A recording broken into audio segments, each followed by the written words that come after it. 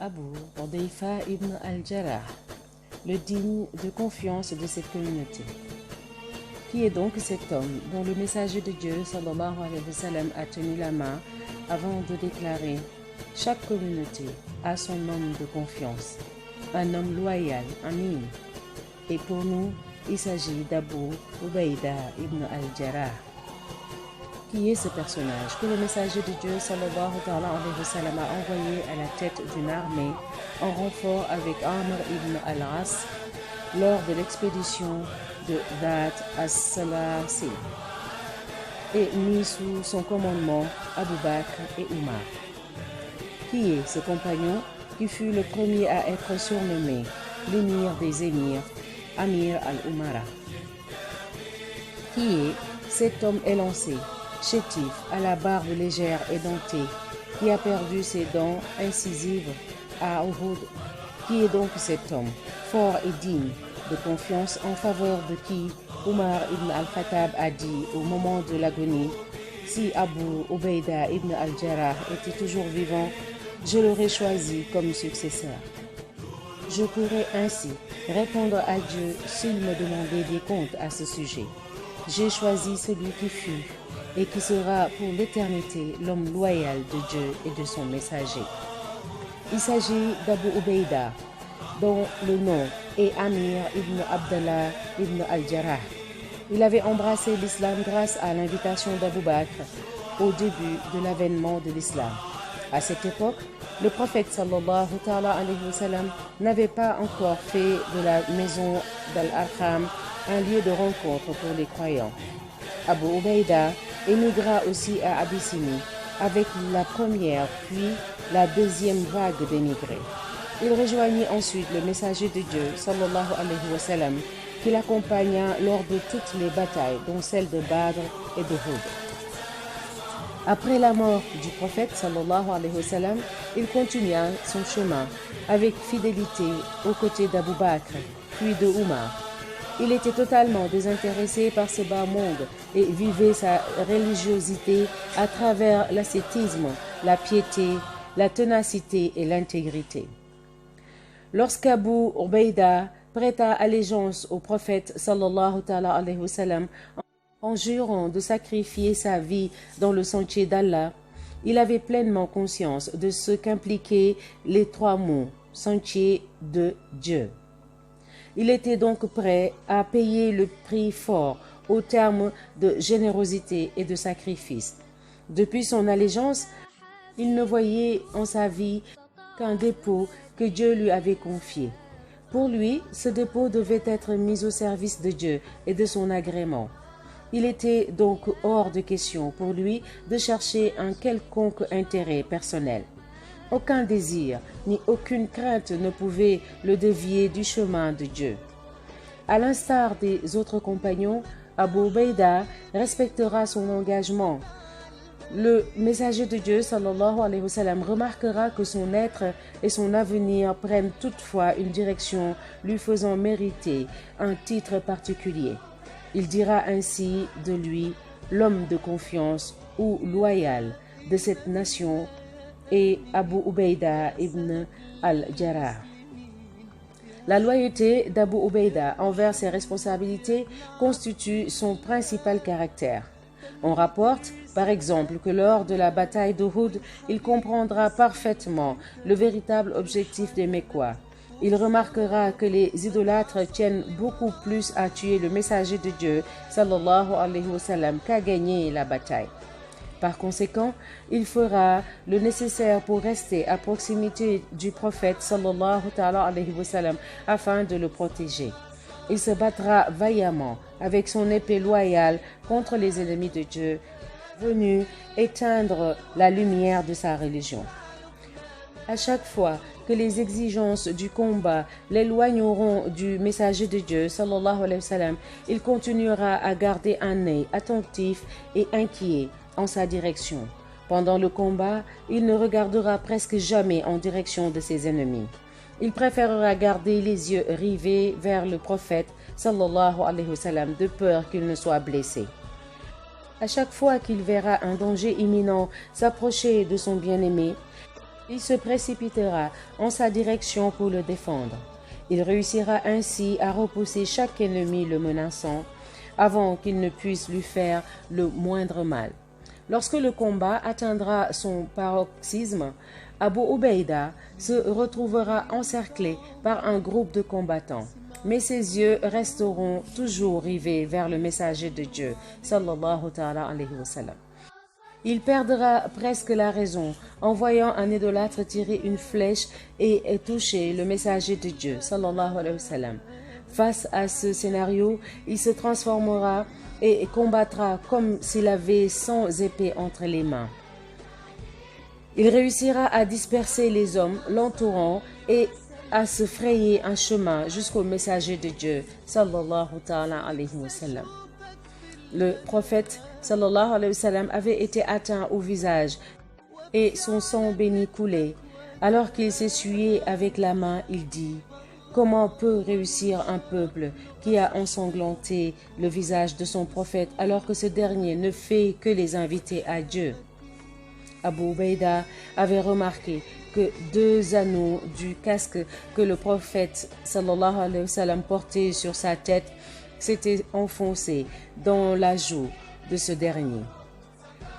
Ne pouvant supporter la vue de cette scène, il les arracha avec ses dents, perdant ainsi 2 incisives, l'une après l'autre. Laissons Abu Bakr nous raconter cet épisode avec ses propres mots. Lors de la bataille d'Uhud, le messager de Dieu, sallallahu alayhi wa sallam, fut blessé par une flèche qui enfonça 2 anneaux de son casque dans la joue. En voyant le désastre, je courus précipitamment en sa direction, mais voilà, un individu arriva du côté opposé. Il se déplaçait aussi rapidement qu'un oiseau. Ne sachant encore de qui il s'agissait, je me dis: Seigneur, fasse que cela soit un bien. En arrivant devant le messager de Dieu, sallallahu alayhi wa sallam, je pouvais constater que l'individu en question m'avait devancé.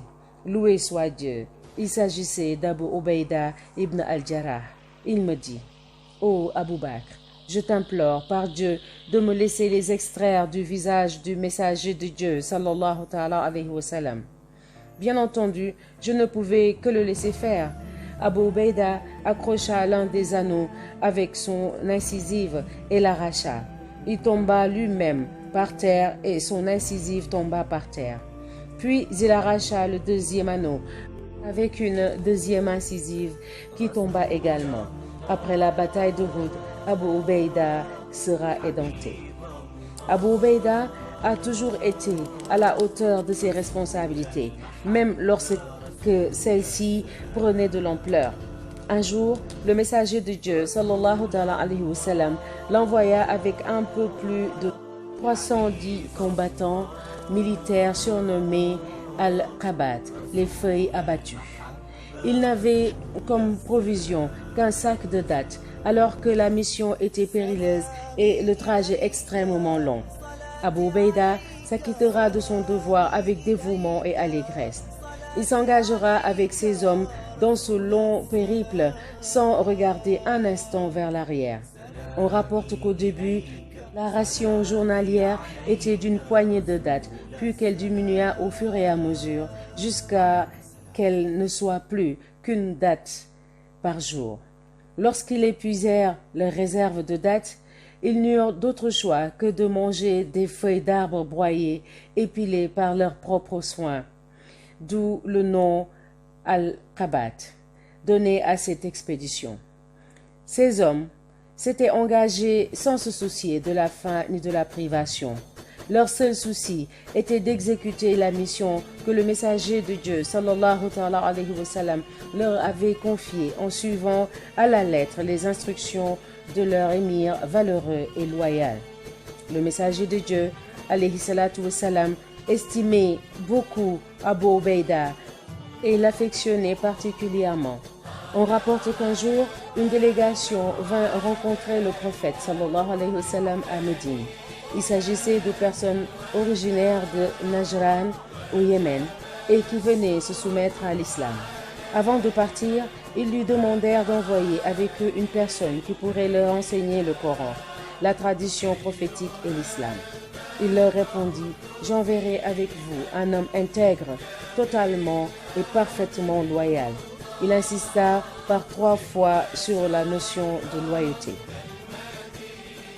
Entendant ce compliment de la bouche du messager de Dieu, sallallahu alayhi wa sallam, les compagnons souhaitèrent tous être désignés. Chacun souhaitait être visé par ce témoignage authentique et sincère de notre bien-aimé. Omar ibn al-Khattab dira, « Je n'ai jamais souhaité être nommé émir si ce n'est ce jour-là. J'espérais être la personne visée par ce compliment et donc le lendemain, je me rendis tôt à la prière du midi. Et donc, une fois la prière achevée, le messager de Dieu, sallallahu alayhi wa sallam, regarda à droite, puis à gauche. Je me mis alors en position allongée afin d'attirer son attention, mais il continua à chercher jusqu'à ce qu'il aperçut Abu Ubaïda. Il appela et lui dit, « Pars avec eux, juge dans leurs affaires avec équité en cas de désaccord entre eux. » L'heure élue fut donc Abu Ubaïda.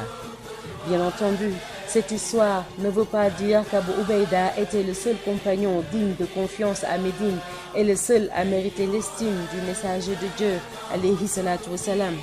Cela voulait seulement dire qu'il était du nombre de ceux qui avaient gagné cette précieuse confiance et cette noble estime.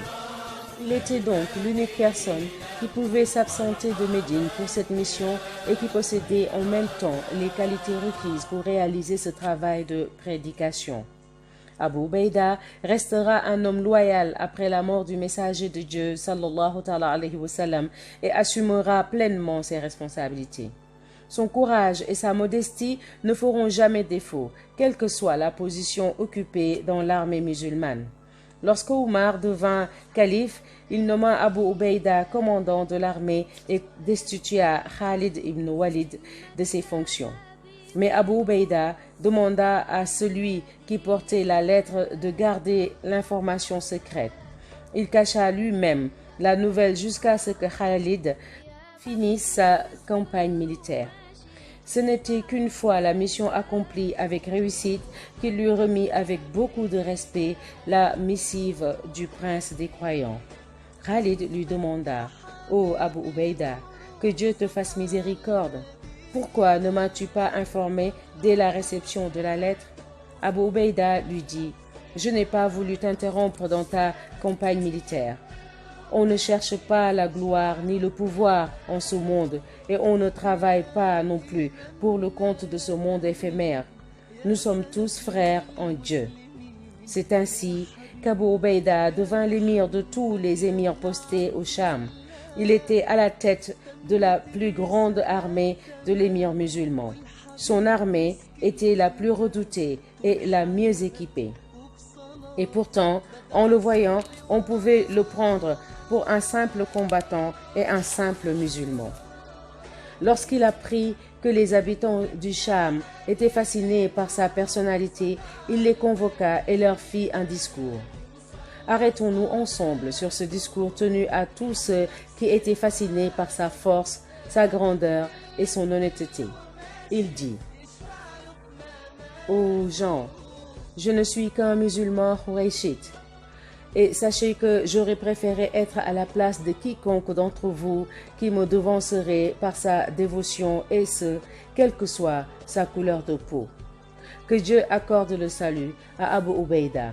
Que Dieu glorifie l'islam qui a donné naissance à de telles personnalités. Que Dieu glorifie aussi son messager, sallallahu alayhi wa sallam, qui a éduqué toute cette génération. Il n'était qu'un musulman Qurayshite, ni plus ni moins. Sa religion était l'islam et il était originaire de la tribu de Quraysh. Telle était son identité et rien d'autre. Quant au fait qu'il soit l'émir de tous les croyants de la région du Cham, celui qui leur rend justice, ainsi que le combattant de la plus grande armée, il ne dit pas un seul mot sur le sujet.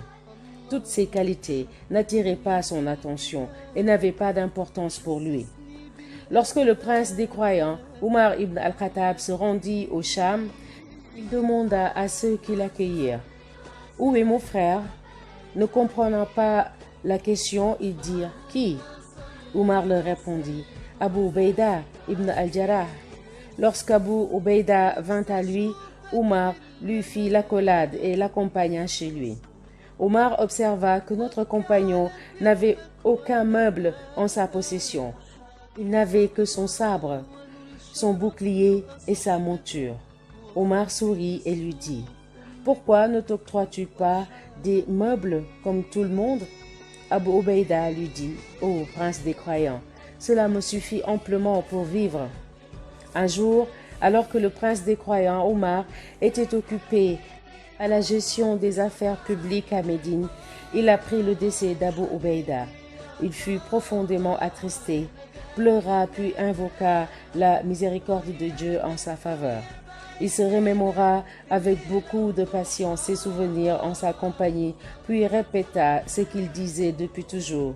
« Si je devais faire un vœu, je souhaiterais avoir une multitude d'hommes de la trempe d'Abu Ubaïda. » Ainsi donc, décéda cet homme loyal et intègre de la communauté musulmane.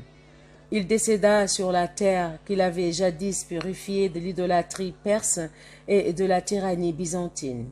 Sa tombe bénie se trouve en Jordanie, mais qu'importe où qu'il soit enterré, tu retrouveras toujours ses traces en te penchant sur sa vie. Masha'Allah. Donc la prochaine lecture se fera sur le récit d'Ousmane ibn Mad'un.